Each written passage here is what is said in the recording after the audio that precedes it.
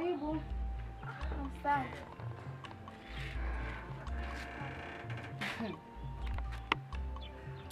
Karibu Mwaya. Haya, asante. Chukua stuli kwa tupige story. Haya.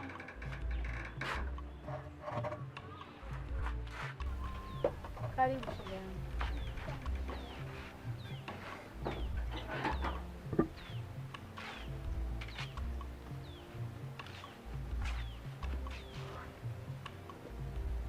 Shoga yangu vipi? Poa, sijui wewe. Safi za utokako? Safi tu, sijui za huku. Salama za kupotea. Safi. Niambie. Shoga yangu nina ubuyu. Haya ni pia muhimu sana.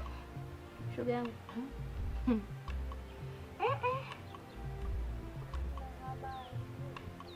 Habari gani? Anasemaje? Fika hapo kaniuliza eti mwenzako mbona nikimpigia simu patikani, apokee, afanyaje? Hata kukutana tukutani, sijui na matatizo gani. Shoga yangu, na matatizo gani? Wala sina matatizo yoyote. Ila sasa hivi nimeamua kutulia tu, nina mchumba mwenzio nataka niolewe. Mchumba tena? Niambie tena. Yule kijana yule ambaye alifikia kwa dada. Kijini kumtafuta mama. Yule aliyokuja kumtafuta mama. Ndio huyo. Haya, nipe habari. Yule mama ameamua tu kujenga maisha yake hapa kijijini, ameamua kutafuta mke aoe. Na mke ndio mimi nishapatikana. Na nimelizia kabisa kwa habari za pia chana nazo. Pini ningekuwa kunipenda, angekuwa shaniwa kitambo. Maana mimi na Pi mahusiano hajaanza leo. Ila pindi tu nikamwambia habari za kuja kwetu kutoa barua, inakuwa yani anamtoa kabisa kwenye mood na anabadilisha mada. Kwa nikagundua Pi si mwanaume sahihi kwangu na hana nia kunioa. Kwa hiyo Pi wewe je? Ndio hivyo nilipokuambia kwa nini kuhusu Pi wewe achana naye. Mimi sasa hivi nishapata mwanaume ambaye nampenda, ananipenda, kwa hiyo nataka kufunga naye ndoa. Sasa hivi nimeamua tu nitulie. Ili mradi tu nipunguze sifa mbaya hapa kijijini. Pi wewe jinsi anavyokupenda. Alipashani wao kitambo. Mimi na yeye tumeanza enzi hizo, tumeanza zamani, hata mwenyewe unajua. Ila nikimgusia tu habari za kutoa hela barua, hanielewi kabisa na anabadilisha mada. Kwa hiyo yule hayuko tayari na mimi. Yule yani mimi sio ndoto zake.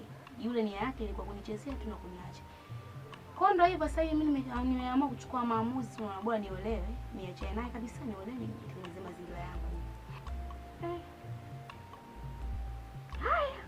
Ndio hivyo Mwaya, maana nikimwambia sasa hivi najua ataumia.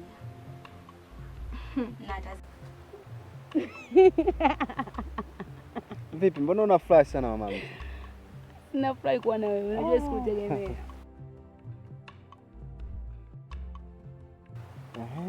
Unajua Sheila, kuna kitu nimekumbuka. Kitu gani tena jamaa? Unajua Sheila, nikikumbuka mara yangu ya kwanza nafika kwenye mji huu, mpaka muda mwingine naenda najiwekea huruma na pia naingia na furaha pia. Unajua ile siku ya kwanza nimekutana na wewe, hata mwenyewe nilishangaa. Yaani naamini kabisa ile siku yani ingekuwa inatokea kama mtu amekuja kuniona, sana ingenichukulia mwanaume wa design gani. Maana kile kikumbu kilitisha. Usijali. Yaani wewe mwenyewe ile siku baada ya kukuona tu nilitokea kuvutiwa sana na wewe. Yeye nilikupenda ghafla. Na ndio maana ulipokuja kuniulizia sijui mama yako, nilikuwa tayari ushanitoa kwenye mood.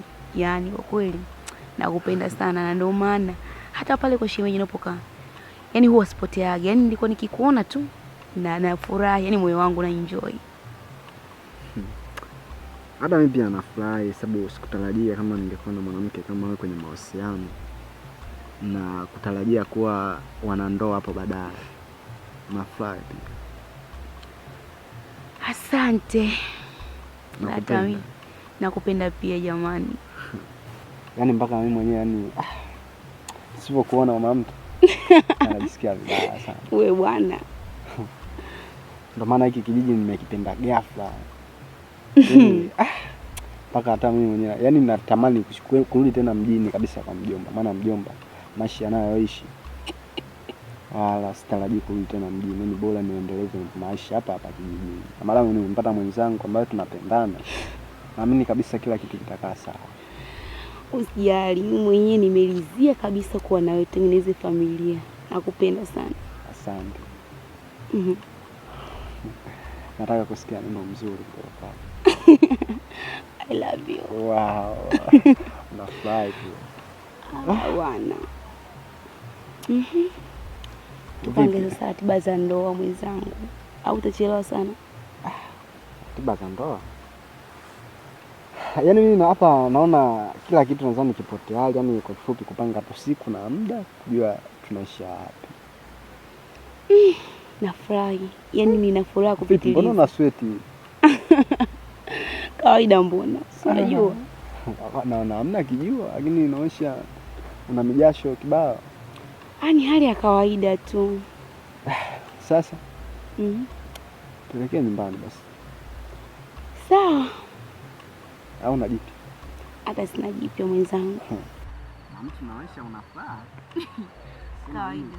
Ngoja tujisifie kumbukumbu. Wewe nawe una ndugu. Sasa.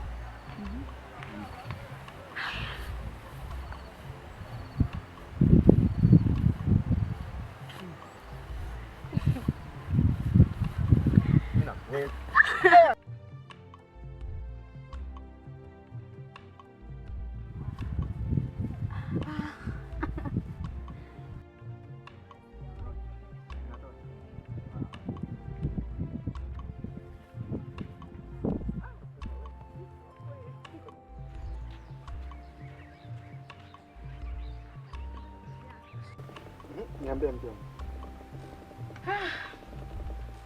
Na kusema basi. Vipi mmeshindaje? Nashukuru nimeshinda vizuri kama unavyoniona tu. Mke wangu. Kuna jambo kidogo nataka unipe ushauri au nataka nikwambie. Jambo gani? Nimekaa nikawaza. Yule mke wangu hapa kijijini mimi nimeamua kuishi. Kama nimeamua kuishi. Kuna vitu kidogo kwangu vinakuwa sivielewi. Sisi tumezoea kule mjini. Kutembea bila hata 200 mfukoni kiukweli haipendezi. Sasa kitu ambacho mimi nimefikiria mke wangu. Nimeona hii simu kubwa. Bora niweze kuiuza. Ili nichukue pesa iweze kunisaidia. Nitafuta biashara yoyote ile pale ambayo itanipatia jihad kupata 200 kwa kusaidia familia. Kwanza nikupe hongera mume wangu. Umeanza jambo la maana sana ambalo litatuinua kimaisha. Ni kama ukifanya hivyo itakuwa jambo zuri sana. Na hata kama ukiuza simu yako kubwa, mimi nitachukua simu yangu kubwa nitakupatia utumie wewe. Alafu mimi nitachukua simu yako ndogo niitumie mimi. Unajua tena nishaka mama wa nyumbani. Sina tena habari za kuingia mtandaoni. Basi sawa, mimi nitashukuru kwa hilo. Haina shida, jivunie kwa na mimi. Ila kuhusu biashara, kakae na yule kaka yako, umuulize ni biashara gani anafanya. Kuhusu biashara sina idea ya biashara gani hapa kijijini ambayo itakutoa kimaisha.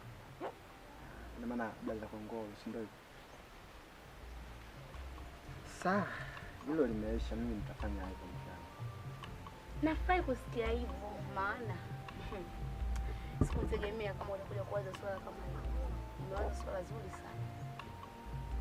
Basi hamna shida yangu. Ndio maana nakupenda mwenyewe. Kuna kitu chochote ambacho umeandaa? Twende tu. Ni mambo ya bure, unajua tu.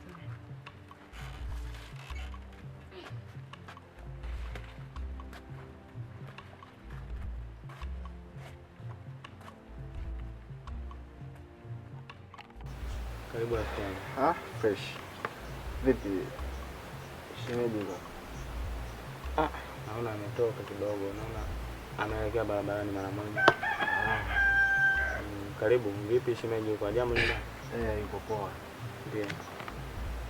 Sasa blaza, kuna jambo ambalo nimekuja nalo kidogo ili uweze kunisaidia. Ndio. Laza wane, kutokana na mimi nimeamua kuishi kwenye hiki kijiji. Nimependezana napo. Kuna vitu kidogo ambavyo ningehitaji niweze kufahamu na niweze kutekeleza. Ndio. Kuna kiasi ambacho mimi nimekipata baada ya kuuza simu yangu kubwa. Yeah. Na lengo kubwa nitafute biashara hata ndogo ndogo uweze kunisaidia, siwe na hangaika huko na kule, niwe napata 200 ya kupata riziki. Yeah. Lengo kubwa nijue, je, biashara gani ambayo inaweza ikastahili kufanya kwenye hiki kijiji? Biashara za kijijini hapa nikiangalia, kwa ushauri wangu mimi, kiuza kahawa. Na mimi ninalipa. Hawa Ndio, najua wewe huwezi ukaelewa kwa haraka maana mshazoea mjini. Hapa na pale unapata 200, lakini kijijini hapa binafsi bila kuwa na kazi yako kabisa mwenyewe, lazima itakusumbua katika kujipatia kipato. Lakini kaka, kwa biashara ya kahawa ambayo unaizungumzia, kwa unavyoangalia haraka, yani nilivyo mimi maana yake afu nafanya hiyo biashara, kweli nitatoboa? Unajua katika kutoboa maisha ni namna wewe unavyojiwekea malengo. Hata kama ukifanya biashara ya kuuza nini, yani ukawa unaingiza pesa labda mamilioni, ila bila malengo huwezi ukatoboa. Basi kwa kaka, mimi nimekuelewa, lakini naomba unifanyie michakato mzima ili nipate pesa ambayo inaweza nikaifanyia kazi. Kuhusu hilo usijali, kwa sababu mimi hapa kijijini ni mwenyeji. Basi kwa kaka, mimi nilikuja na hilo, acha niondoke nikamkuta mke wangu. Sawa, usijali. Lakini naomba ulifanyie kazi kwa wakati hili jambo. Ila ushauri wangu wa mwisho, unajua hata wazee wetu wa zamani walikuwa wanapenda sana kusema kila kazi na dawa. Sasa Wewe ni mgeni hapa kijijini. Baada ya kuanza kazi utanitafuta tuongee vizuri. sasa hamna shida. Sawa, safari njema.